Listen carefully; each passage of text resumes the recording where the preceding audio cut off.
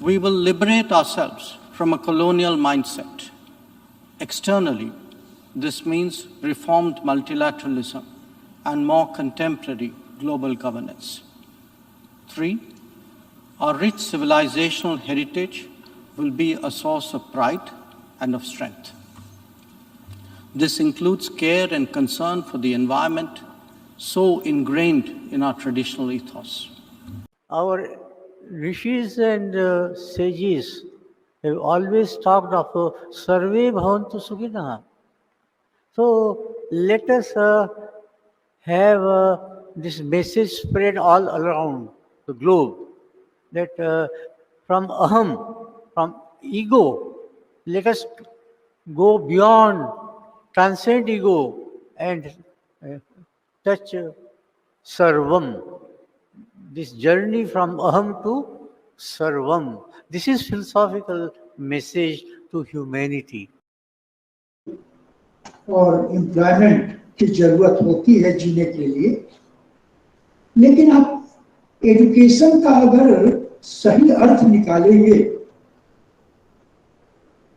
जैसे विवेकानंद ने कहा कि education is the manifestation of perfection in man, तो यदि शिक्षा का अर्थ निकालेंगे तो अगर जिस इंस्टीट्यूशन में दर्शन की पढ़ाई नहीं होती है तो मुझे माफ करेंगे, मैं कहना चाहूंगा कि वो इंस्टीट्यूशन एजुकेशन नहीं दे रहा है, शिक्षा नहीं दे रहा है। Education is the cultivation of values, information देता है, स्किल देता है, लेकिन जो भारतीय दृष्टि है शिक्षा की दृष्टि, एजुकेशन की दृष्टि, वो कहीं ना कहीं से कुछ लैकिंग। और इसका फिलॉसफी का इतना महत्व है,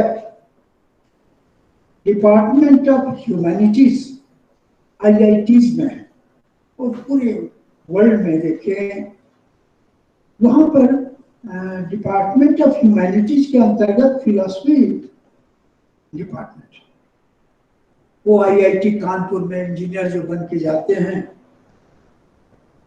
टेक्नोलॉजिकल इंस्टीट्यूशंस में ऐसा, जो ये मैं अनुभव बतला रहा हूँ, मैं कोई फिलॉसफी का कोई वकालत नहीं कर रहा, लेकिन इस सब्जेक्ट, चूंकि न्यू एजुकेशन पॉलिसी में उस मीटिंग में मैं था। अब न्यू एजुकेशन पॉलिसी के कई मीटिंग्स हुए, तो दिल्ली में और पहले जितनी मीटिंग्स हुई मंत्री जी खुद उपस्थित रहते थे, तो उन मीटिंग्स में मुझे जाने का अवसर और उस शिक्षा नीति को निर्मित करने के जो अवसर मिला, तो उसमें philosophy has got a dominant place. इसके पहले लोग बड़े अच्छे अच्छे हुए, राधा कृष्णन जैसा नाम, लेकिन वो फिलॉसफी को शिक्षा नीति में वो डोमिनेंट प्लेस नहीं मिला है जो अभी मिला। हम जब दर्शन की बात करें तो बाह्य दर्शन और अंतर दर्शन, बाह्यकरण और अंतःकरण जब एकाकार होंगे तो ही हमें मौलिक और कृत्रिमता, इन दो का भेद समझ आएगा। Philosophy is the mother of all subjects. In whatever subject we do research, it is called doctor in philosophy, doctor of philosophy in this and that subject. तो philosophy एक ऐसी दृष्टि है जो किसी भी थियरी को उसको थियोराइज करती है, उसको विजुअलाइज करती है, एक विजन देती है।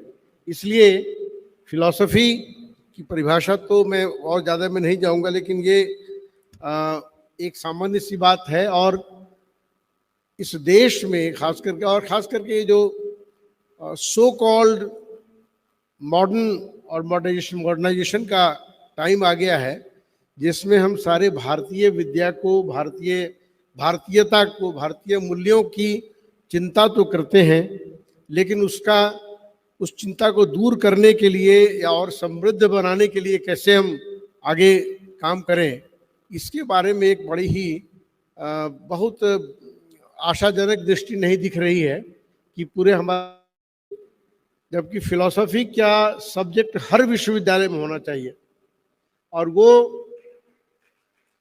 उत्तर भारत के बहुत सारे विश्वविद्यालयों में तो है ही, दक्षिण भारत में इसकी बहुत कमी दिखाई दे रही है।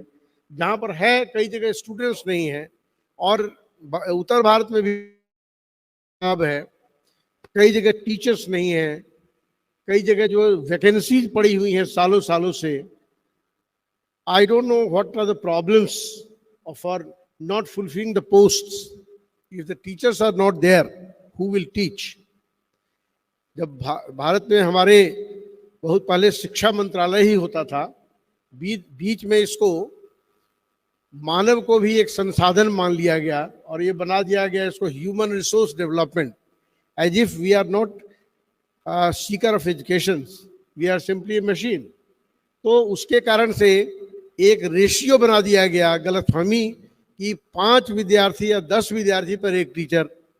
मेरी कई बार आर्गुमेंट होता है, तो क्या कि ये क्या साइंस का, नेचुरल साइंस का सब्जेक्ट है जिसमें लेबोरेटरी में इतने जगह है और नहीं है? क्या जहाँ 25 विद्यार्थी रहेंगे वहाँ हम कम पढ़ाएंगे और 50 विद्यार्थी रहेंगे वहाँ ज़्यादा पढ़ाना पड़ेगा? क्या हम 25 विद्यार्थी के रहने पर 4 ही सब्जेक्ट पढ़ा कर छोड़ देंगे? तो ये एक बहुत प्रैक्टिकल प्रॉब्लम्स हैं, जिसमें कि पूरे भारतवर्ष में जब बहुत, एक तो सैंक्शन पोस्ट जहाँ नहीं है वो तो अलग बात है, वो भी होने चाहिए, और जो हों जहाँ जहाँ भी हम लोग जिन जिन विश्वविद्यालय में हों उन सभी बाधाओं को दूर करते हुए, और चाहे सरकार के स्तर पर कहीं पर कोई कमी रह रही हो तो हमें, हमारा कर्तव्य है कि हम उनको दृष्टिगत बात को लाएं और वहाँ से पदों को भर करके अच्छे योग्य विद्यार्थियों का, योग्य शिक्षकों की नियुक्ति हो और पूरे मनोयोग से हम पढ़ाएं।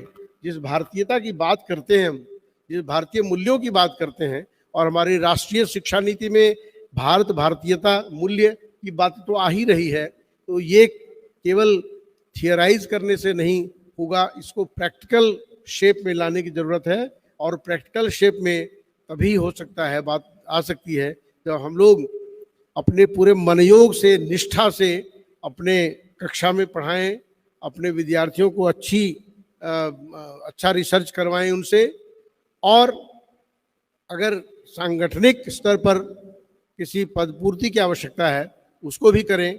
तो मैं माननीय मंत्री जी से फिर से निवेदन करना चाहूँगा कि इस ओर, जबकि फिलॉसफी को हम कैसे और इनरिच करें और उसके माध्यम से भारतीयता कैसे इनरिच हो सके, इसके लिए हम सब लोग चिंता करें। बहुत धन्यवाद। तो फिलॉसफी, आपकी जो शिक्षा नीति है उसमें दर्शन का महत्व नहीं है, उस पूरा दर्शन का ही महत्व दिया गया है उसमें, और सनातन का भी महत्व दिया गया है, संस्कृति का भी महत्व दिया गया है। और जब फिलॉसफी नहीं उठ जाएगा, कमजोर हो जाएगा, बच्चों को नहीं पढ़ाया जाएगा, तो हम मानवीय मूल्यों की रक्षा कैसे कर सकेंगे? इसलिए महोदय, ये हम आश्वासन चाहेंगे आपकी, आप कृपा करके ये जो समस्या आपको कोई रिप्रेजेंटेशन देगा उस पर ध्यान। हमारे बीच मुख्य अतिथि के रूप में केंद्रीय राज्य मंत्री डॉक्टर राजकुमार रंजन सिंह उपस्थित हैं।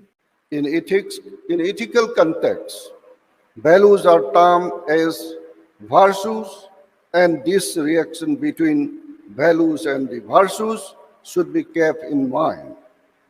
Education is a conscious, deliberate, and planned process of modification in the natural growth and development of human being and the surroundings. If proper and adequate, it ensures accelerate processes of development of human life in right rhythms. It is therefore a means for betterment and enhancement of quality of life.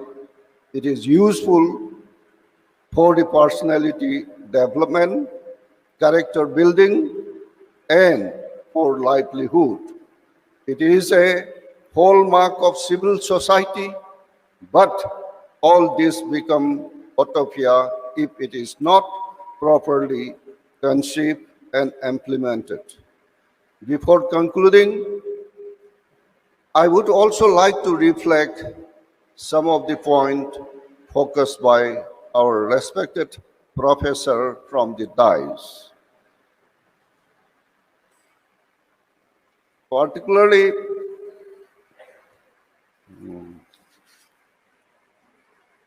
philosophy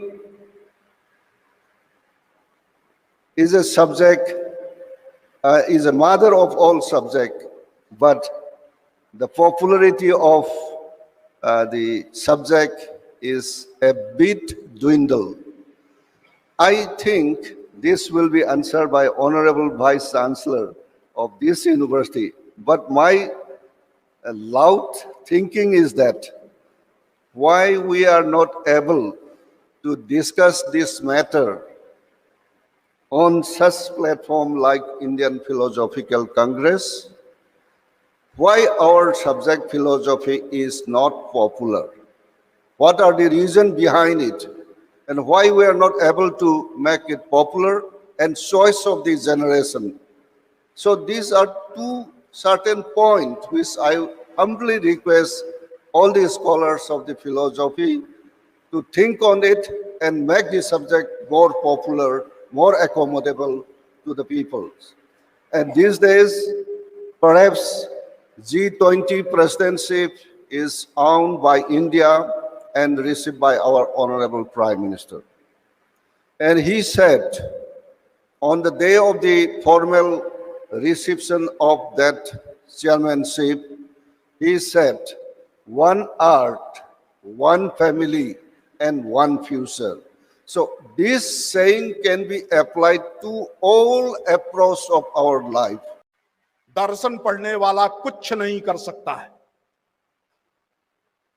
ये जो अवधारणा है, ये जो मान्यता है, इस मान्यता से समाज को मुक्ति कैसे प्राप्त हो, शायद वर्धा इसमें सहयोग कर सकता है।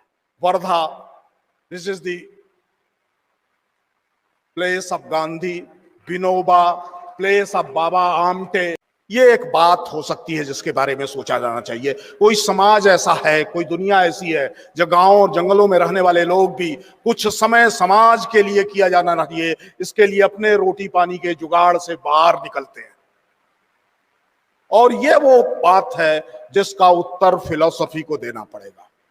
ये वो बात है कि नए वैल्यू सिस्टम को बनाना पड़ेगा, जीवन को, जगत को, जीवन जगत के साथ व्यक्ति के अंतर्वैयक्तिक संबंधों को नई परिभाषा देने का कालखंड आया। यह कालखंड आया है कि न्यू एजुकेशन पॉलिसी आई है। शायद भारत के अंदर पहली बार एक एजुकेशन पॉलिसी आई है जिसने जितनी पंक्तियां फिलोसफी के लिए, the need of philosophy for the education, the utility of the philosophical discourse for the education, इसकी चर्चा की हो, उतना इसके पूर्व नहीं हुआ है। In spite of all, we are in great threat of the existence of philosophy. Actually, we are not afraid about existence of philosophy, but we are in fear, unseen fear of our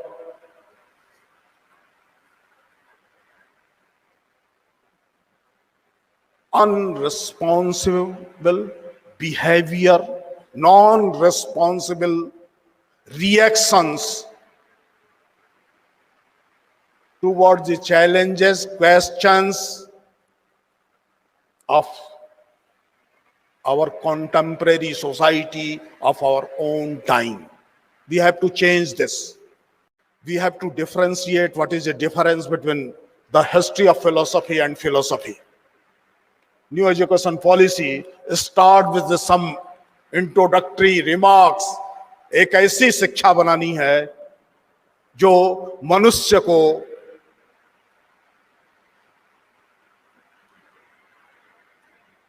एक समीक्षात्मक बुद्धि, आलोचनात्मक मेधा और सृजनात्मक कल्पना से संपन्न कर सके.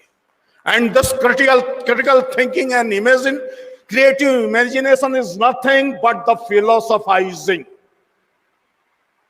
Philosophizes, only by the philosophization we can evolve, we can resurgence the creative imagination, we can make a brain habitual for the critical thinking. The abolishment of the rota system of education is the utmost demand of the time, and only the student and scholars of philosophy can give an alternative model for learning. पुष्टि हो सके, इसके हेतु मैं doctor Pranay देव Tripura university से, जो कि ICPR से PDF भी हैं, उनको आमंत्रित करती हूँ. Respected all the learned dignitaries on the dais and respected all the learned member of the dais. My namaskar to all of you. I am from Northeast India, a hilly state, Tripura. Myself, Dr. Pranay Dev. I am very much delighted to share my true experience on this special occasion, and for this I would be very much grateful. I am very much thankful to the Dr. Jayant Upadhyay sir for giving me this opportunity. First of all, I like to express my sincere gratitude and my pleasure to express this opinion that this place is itself a historic one. And this session of 95th session of Indian Philosophical Congress as well as 4th session of Asia Philosophy Conference has become historic. In this sense that as we all got the information that more than 550 participants has been turned here to become a participant of this session. So it's become a historic one. Such a large gathering I have never seen in any kind of seminar. So I would request from all of you to have a clap for ourselves only. So it's a very much great achievement for the whole organizing team, including our Professor Shukla sir. And the other thing, I would like to express my gratitude to the organizer committee, including Professor Rajanesh Shukla sir, as well as the committee member of IPC as well as APC, for making taking a great initiative in this session itself. So in the deteriorating situation of moral values and the critical evolution thinking, so this session has taken an initiative to write letters as a request to the different body of government in state as well as central level to give the utmost importance as well as consideration to the philosophical studies in the academic circle. So it's a time demanded situation, and for this I would be very much grateful to the organizing team of IPC as well as APC to making this initiative. So for this, from whole philosophical community of Tripura as well as from on behalf of all philosophy community, I would like to show my heartfelt gratitude to all the committee member of this session. So in this way also, its session has become a historic one. So with these words, I would like to thank again and again. I would be grateful to all of you. Thank you all.